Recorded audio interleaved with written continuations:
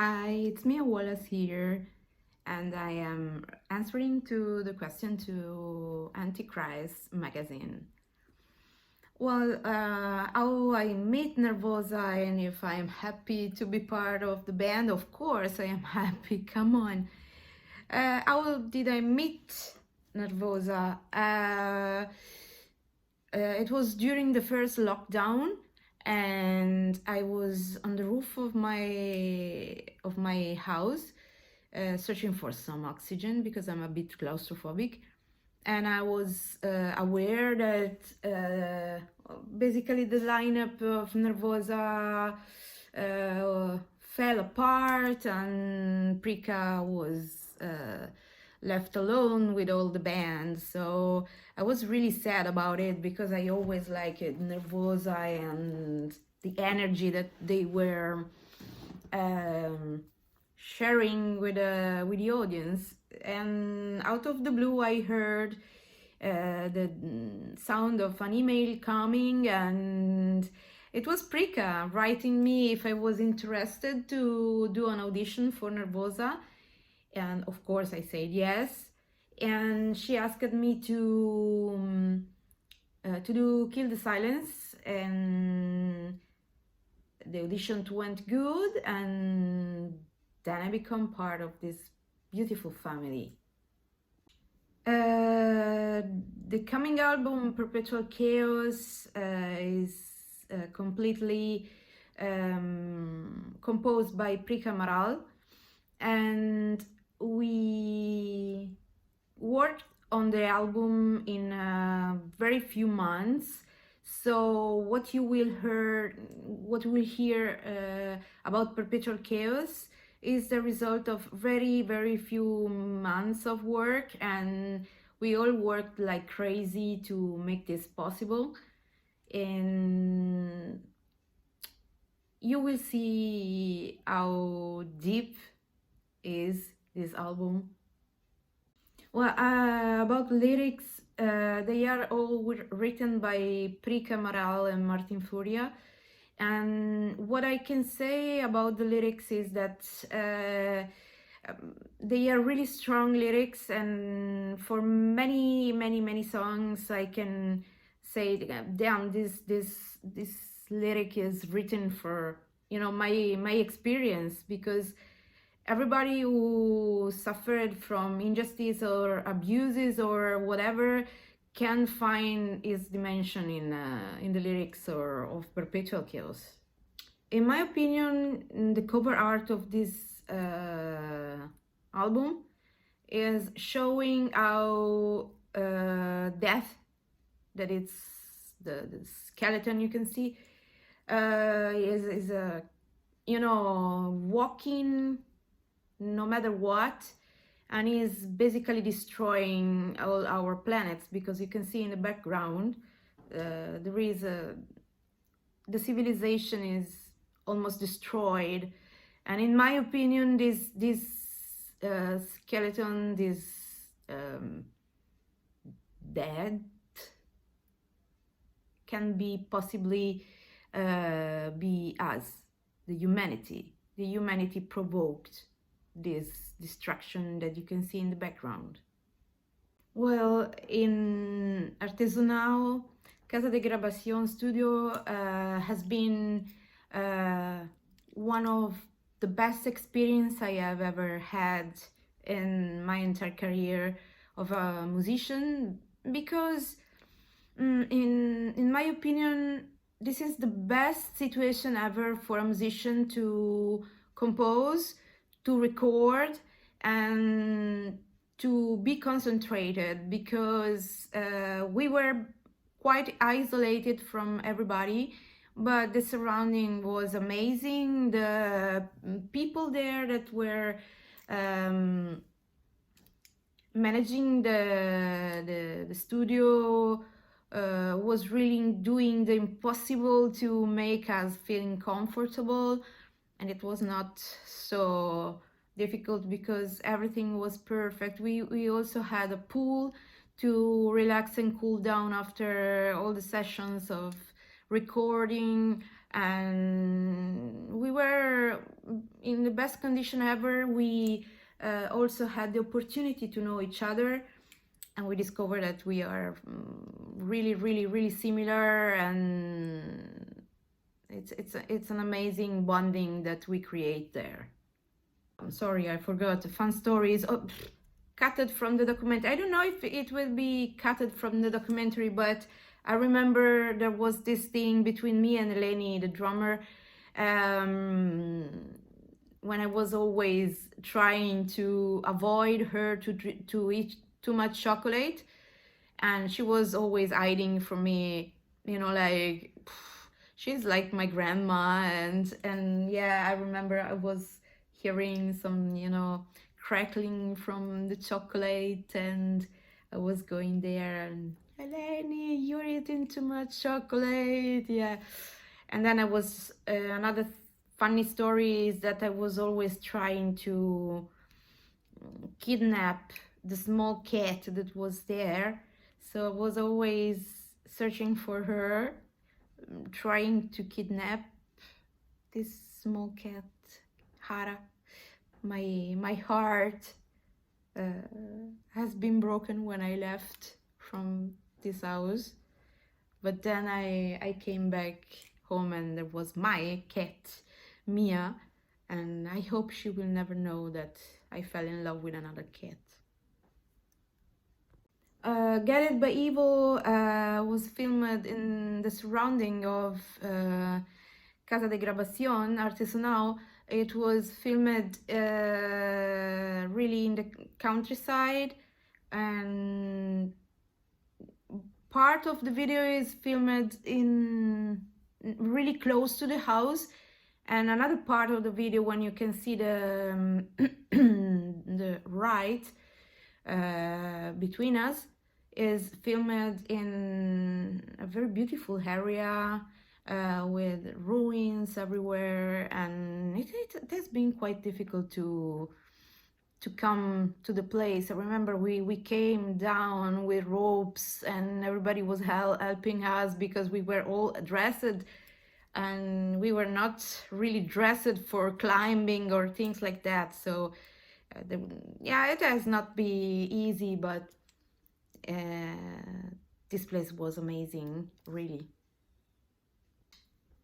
What do you like and dislike about your cooperation with Nervosa? Well, I don't want to sound like a cliche, but I actually have no dislikes because I think the condition I have actually with Nervosa and with the girls is the best condition ever, and the best condition that a musician can have, because there are no ego problems, there are no people that try to prevail on other. We are really honest with each other. We are always saying to each other what we are thinking, and so only positive things with this cooperation, and I hope that it will last for a long time. Yes, once I said nobody liked the idea of giving a woman a control of a band, but this was referred to a particular situation here in Italy. I remember at that time when I said this, my band from 21 year split up because the partner, the co-founder of this band, died. So there was no meaning for me to go on with this band because we founded it together. If he was not with me, for me it was nonsense to go on with this band. So I wanted to create a new band, a new black metal band, I remember. So I was trying to find musicians here in Italy. I tried, everything was possible because I had so many people and musicians that I knew in all these years, but I only received no. I remember many people told me, I have no time for this, you know, I have other priority in my life. Basically, everybody was saying this to me, but I remember clearly that everybody was asking me, who is going to control, to manage the band? And I was like, well, this would be a project conceived by me to, you know, go on with a heritage of the True Endless, and I would put the music that we were studying together in this band. So they were realizing that probably I would have a bit the control of this band, and they were saying no to me because unfortunately black metal ambient, especially in Italy, is really a macho dominated ambient. So the situation is not really different from 1997 when I started, and everybody was like, what a woman is going to do on a stage doing this music and with face painting. I was thinking that in 2017, 18 the situation would have been different, but no. What skills I gained during my work on stage with Abbott and Tom Warrior? Well, I gained, first of all, a lot of experience, and I learned how to face huge crowd and how to move on big stages and how to deal with guitar techs and things like that. Especially with Abbott, I learned a lot to improve my technique with a lot of elements that he teach it to me to have a good sound on stage, and how to control the fans, for example, because I remember fans were really literally eating us alive when we were touring. So I learned from him how to control these situations and not to be overwhelmed. And yes, of course, the most important thing that I learned from my experience with Abbott is that you have not to take yourself too seriously, and be yourself, be the character, but also be the human, and show also to people your human part. Don't be always acting your character, because people is not stupid. People knows when you are acting a role. That is something that I experienced, that sometimes rock stars are constantly acting like their persona on stage. And so I learned with Abbott, for example, to split the two realities in my experience in music. One thing is the character on stage, and another thing is the person that is outside of stage, you know, and show that also these people can have fragilities and can have breakdowns. We are not perfect, and we like this. Well, my fails during performances, mainly I used to fall. Let me explain better. Before going on stage with Abbott, I was always using cables. But the problem is that I always like it to move a lot. on stage. And then I was finding myself wrapped into the cables. And you know, sometimes I was like standing because I was looking like, you know, a salami, and I was not able to free myself from cables, or my leg was moving like, help me. Or yeah, of course, I detached the jack from the amp sometimes because I was like tearing too much the cables. And yes, this is one thing. So I try to hide my best these fails.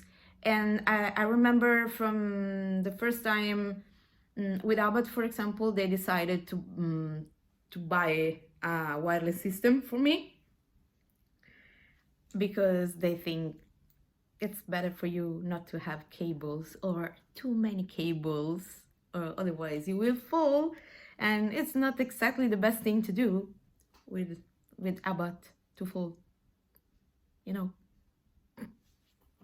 And another fail I forgot to tell you is that it's a bit common between long-haired people, is that while I was at banging, many times my hair were stucking in the guitar head of my guitarist or whatever. So there's this second while you are like, okay, what to do now? Should I tear and lose all my hair, or let's try to find a, you know, a deal together move or something? But that's this moment when you have your hair like this in the guitarist's head, like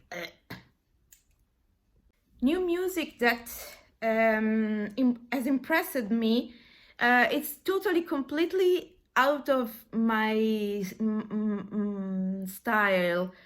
I really found this new style, we can say, they call it retro wave, and it's something electronic that it's with a really 80s sound, but with a modern technology. I like it a lot.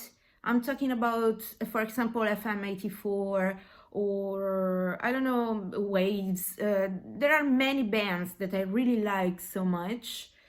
No, this is mainly what I discovered, you know, in these last months, that I really like it and I enjoy to listen to it, because I feel like this music is like the comfort music, because I am from 80s, so it reminds me of good moments when I was a little girl. Well, COVID-19 is really destroying music. It's undeniable, because the thing that we cannot play live is a huge problem for musicians. Of course, first of all, for the feelings, because many musicians are like me. I feel really alive when I am on stage, and I feel the warmth of the audience. The audience can give you really very much, and this is something that it's really missing actually in my musical activity. And then, of course, without concert, music is quite dying, because everything is related to what you can find on internet. And I really hope that this situation will end up soon, because otherwise I have no idea how music will become, if this will be something that will be only shared, I don't know, with I don't know, live connection on Zoom. Oh, let's do a concert on Zoom, or I don't know, Meet, Google Meet, or I don't know. This is crazy. This has really, I hope this will end soon. Well, my plans for me personally and for Nervosa, but they are strictly related, because my plans for me is to go on with music no matter what will happen. And I am a musician. I will always be a musician. I will die as a musician. So in my future there will be music, no matter in what kind of form, but this will be my future. Thanks to antichristmagazine.com for this amazing interview. I hope to see you soon. Bye.